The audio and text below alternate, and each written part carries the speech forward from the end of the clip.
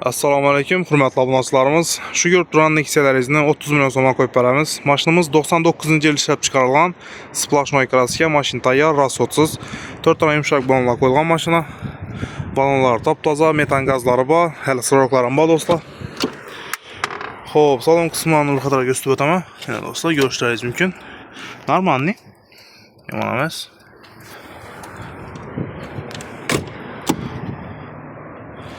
Do'stlar, mashina rasotsiz do'stlar, metan bas siroklari bor hali. Balonlar qo'yilgan, top-toza balonlari. Motor taraflarini bir qator ko'rsatib o'taman. Eldilardan qaranglar, umuman singan emas, chatdan tushgan emas. Ko'rdingizlarmi? Chotki turibdi. Chashkalar, manjurlar, chat chotki turibdi. Motor aptol yemidi, remontdan chiqqan 100% garantiya. Kelib, tekshirib, haydab ko'rib, xarid qilsangizlar bo'ladi do'stlar.